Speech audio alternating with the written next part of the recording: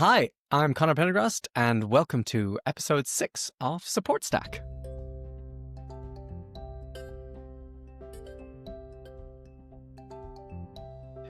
So, hey, Tobi Davis from Pupil Progress. How are you doing today? I am all good, Connor. How about yourself? I am very well. I'm pretty excited for what we're talking about today. So you are head of customer experience at Pupil Progress, and I can imagine that you get a lot of people starting to use Pupil Progress, and it's very different from how they did things when they were children, when they were in school. We've got technology, and that comes with a lot of opportunities, but it also comes with probably a lot of help that people would need. That's right. Can, I imagine, lead to some potential overwhelm if you are not smart like you and Pupil Progress are. Yeah, absolutely. I mean, schools, perhaps not the most technology centric or technology forward institutions out there.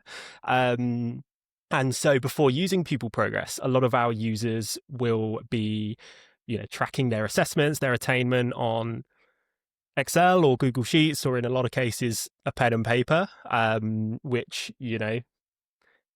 can be a challenge at first, I suppose, because some of our teachers, they've been teaching for 20 years, 25 years, and they've always done it this way.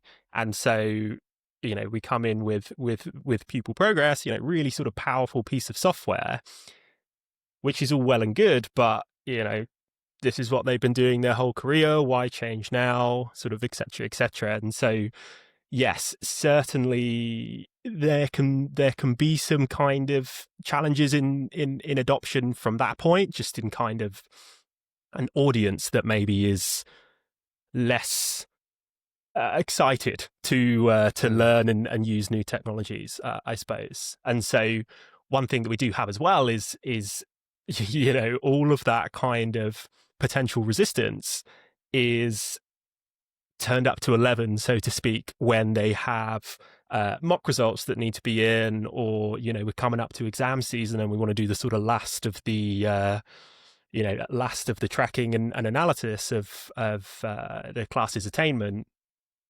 before they need to go off and sit the exams and hopefully do as well as possible. Of course. And because these are all relatively predictable times, and so they tend to overlap quite a bit. So people do their mock exams at the same time. People do their real exams at the same time. Mm-hmm. People start school at the same time. Yes. And I can imagine when you're thinking about it from a customer support experience or from a customer experience, you're thinking to yourself, okay, well, I want to make sure that our support team's not overwhelmed, and on the other side of it, that your customers, all of your customers, all your various customers are getting a great experience as well. Yes. So you're here because you use Intercom. What can you give us a quick idea about what your main tool is to smooth out those volume curves? Yeah, this is exactly it, right? So we use Intercom. We've been using Intercom for a few years. It wasn't what we used when I first joined Pupil Progress, but you're absolutely right. There's a challenge to it, right? Whereby, okay, every single school in the country, give or take, is going to be doing mock results at some point between mock exams, some point between mid-November and early December. And, after that, it will cool down. Before that, it's not sort of super busy. And obviously, in an ideal world, what you'd want is to kind of split that up a bit. But alas, we do not live in an ideal world. So the way that we use Intercom, or the reason why we switched to Intercom to start with, I suppose, is to be able to better manage high volumes. Because the other side to this is we're not a huge company, we're not a huge team, and there's not too much point in us being a huge team, because January, February, super manageable. Easily, we've got enough agents to manage the queue. We are able to be sort of super luxurious with the other tasks that we're doing and whatnot. And then March comes around, June comes around, and December, and it's the exact opposite, right? So it's kind of a case of how do we manage our time in both of those accordingly. So it's like, how can we maximize the time that we are quieter to make Mm. life easier for us when we're busier? And so one way that we do that is to sort of try to predict or try to get ahead of the questions that we know our users are going to be asking, right? And so I'll just share my screen now. You can see literally we just set this one Great. live a couple of days ago. We're So leading. this is an outbound message. This is an outbound message. Absolutely right. And so one thing that we know happens at this time of year, I mean, we're recording this in October, so we're coming up towards the real sort of peak for us, is a lot of our users will be wanting to do mock exams based on the exams just gone, so the 2025 series. Obviously, the challenge for us is that is thousands and thousands of potential papers, right? So what we can't really do is just add all of them as much as we would love to. Obviously there's that capacity challenge in multiple areas of the business. So we do it on a request basis, and the challenge that we can have is, it gets to late November, it gets to early December. That's the time that they're thinking they want to put the marks in, right? They've just done the test, just marked it, let's put it in. But you let us know at that time, and there's 20 others in the queue, and it's going to take us 2 weeks to get it on. Yeah, there are some kind of challenging conversations to be had, and the potential there for not such a great customer experience at a time that is already stressful, with all of the other things that where they're feeling a time crunch. Exactly. Yeah.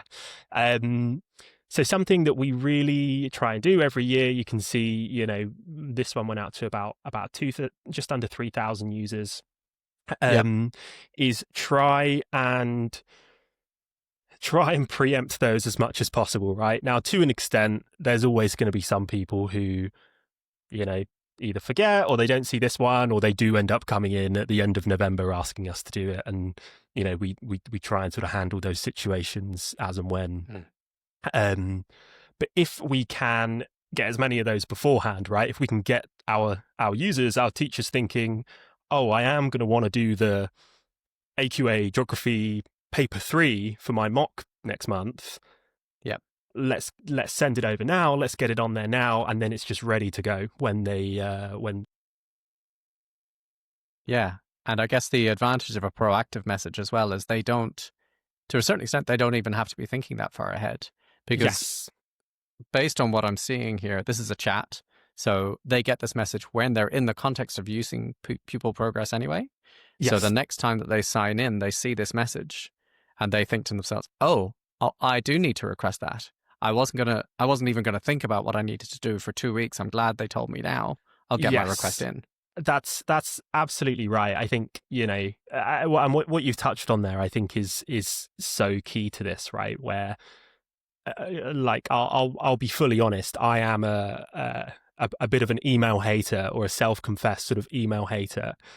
You're competing with so many other things in somebody's inbox, and you're getting information to them at a time that they, if you're lucky, might be ready to receive it, but chances are, they're not ready to receive it. They click mark as read and move on. Whereas you're right, like, we send a message this way, it's only going to pop up when they Pupil Progress, right? So Pupil Progress is going to be on their mind. We're not having to try and distract them from to change what they're doing. Everything else they need to do. That's exactly right. Well, they'll be signed in, they'll go to do whatever it is they need to do, and then this message pops up in the corner. It's just a link to a Typeform. So they would click the button, the Typeform opens within the Intercom Messenger, and then that gets all the details that we need from them, sends a ticket straight through to our technical support team, and then that one is then added to the queue now rather than in a month's time, so that when they need it in a month's time, it's already been done. Yeah, yeah. I'm a sucker for waiting 2 weeks and then being like, oh, I should have started this 2 weeks ago because now I'm relying on someone else to someone else's timeline. So I think this sort of like, hey, you don't have to do it now, but when you're ready to, we're going to need to do something. So you should tell us about that now. Yes, absolutely. It's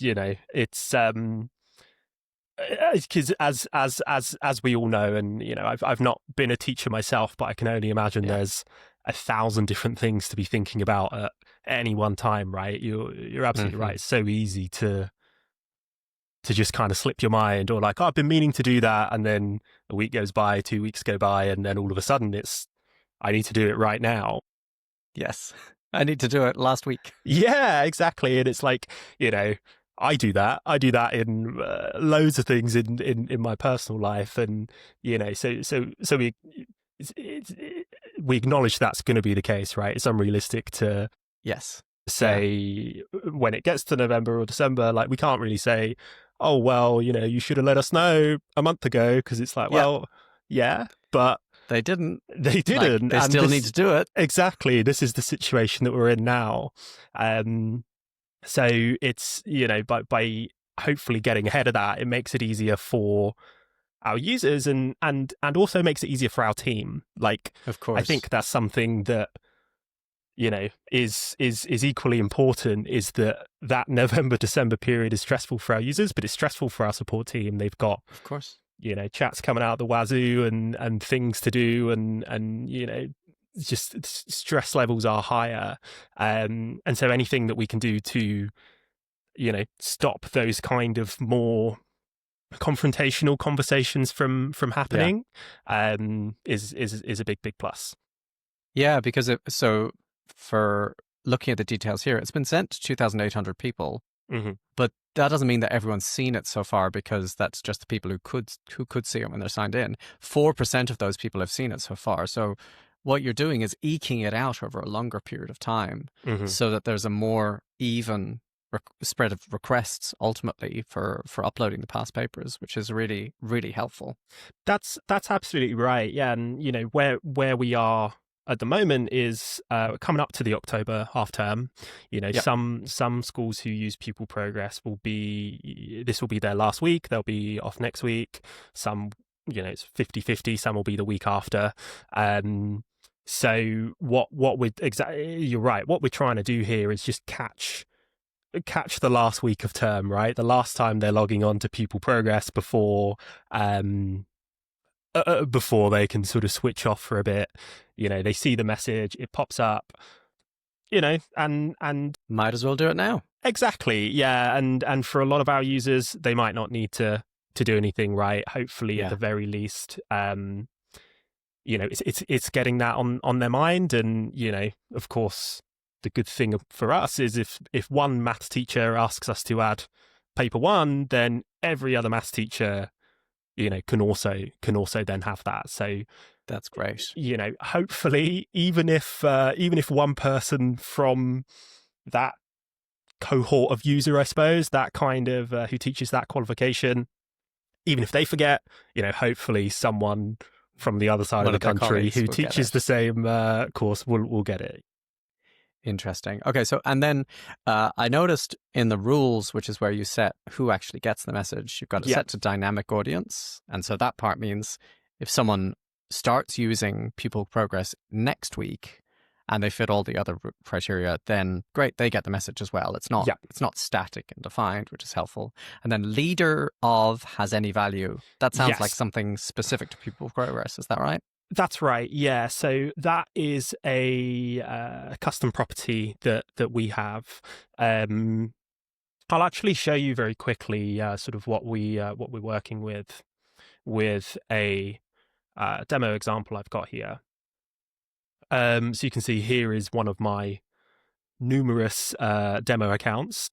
You always got to have your test accounts, don't you? Yes, exactly. And so we pull this through, and we've got a few things on here that are really key to this type of messaging.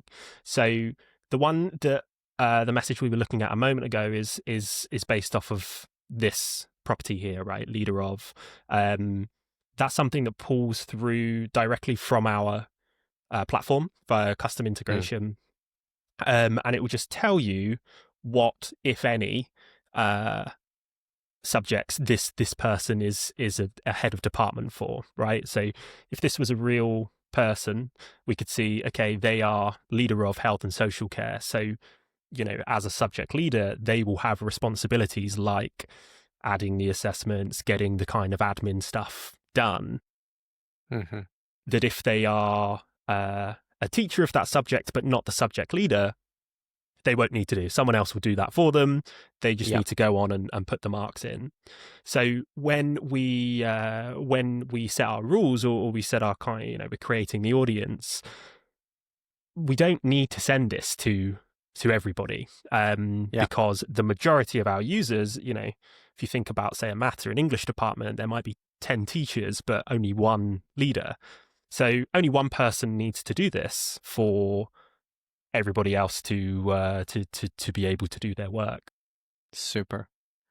And then the advantage of the targeting there as well is that you're not sending it to like every person Yeah, and and not necessarily overwhelming, but you're not wasting the attention of everyone who would never need to upload a past paper. You're yeah, targeting it just to the people who will receive the message, who need to receive the message. absolutely right. And it means that the messages that we are sending are more meaningful, right? Because we're not just hitting you with something every time you log on. How about this? How about this? It's it's fewer and further between, and it means that the idea there is that our users can trust us more, and they can trust us that when we do actually have something to say, Mm. it is a bit more important, maybe, or it is something that is worth their time to check out and investigate.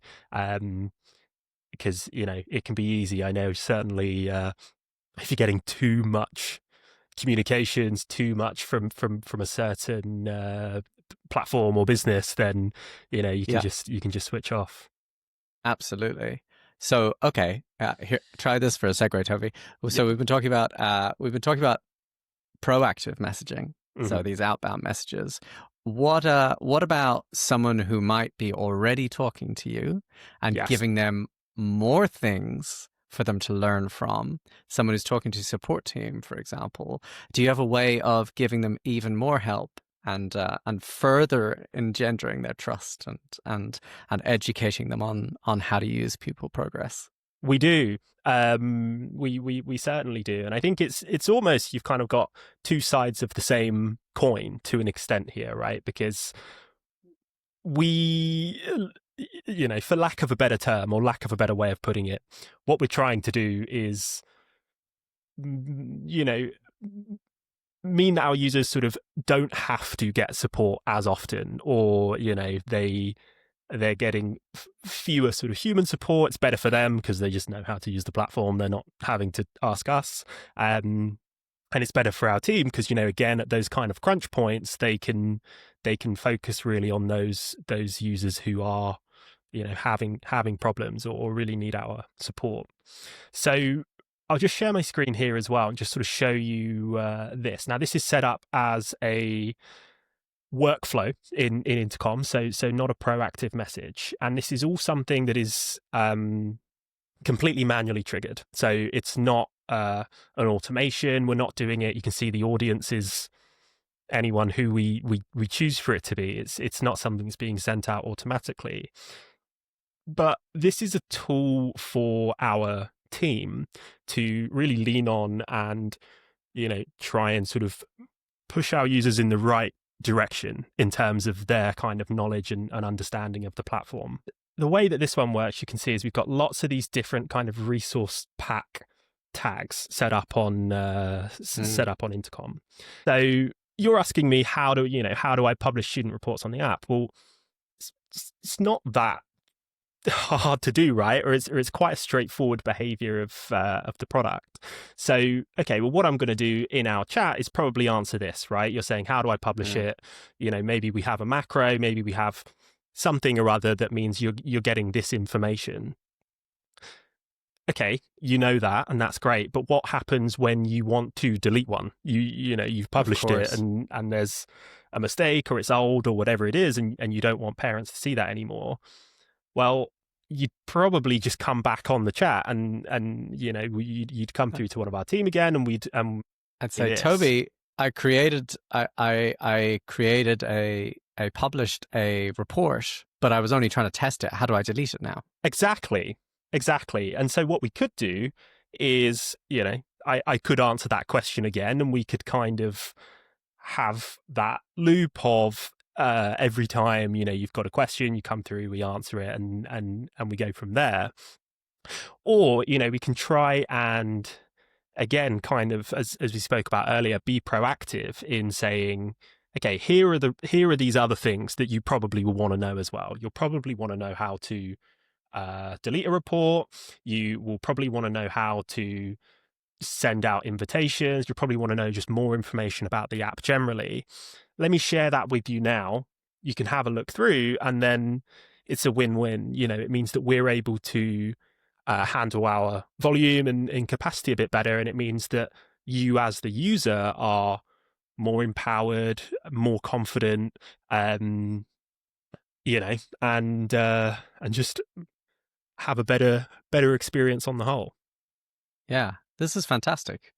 I really like this particular example because it is like it's targeted at when you're having those human one-on-one interactions Mm-hmm. through Intercom, but the fact that it's coupled with the proactive outbound messages, I think is really powerful. So Toby, thank you very much. This has been really helpful to get a perspective on how you can use proactive and reactive messages and automatic messages to help bring more customer and user education. I have a question, a last question for you, Toby, Yes. which is if people wanted to find out more about what you're doing or more about Pupil Progress, where would they go? Yeah, absolutely. So best place would just be to our website, pupilprogress.com, and our LinkedIn as well. We have lots of it's the only social network we use really these days. So definitely give us a follow on there, and you can keep up to date with things about our platform and about kind of education more broadly. Excellent. And dear viewer, dear watcher, if you want to see more episodes like this, you can go to youtube.com/ and it's the @ support stack. And if you want to get future episodes, you can sign up to my email list. You'll get an email every day with something interesting to you to do in Intercom or as a customer support leader, and that is at customersuccess.cx/daily. Thank you very much. Toby will be back for another episode next week. Thank Bye. you. Bye bye.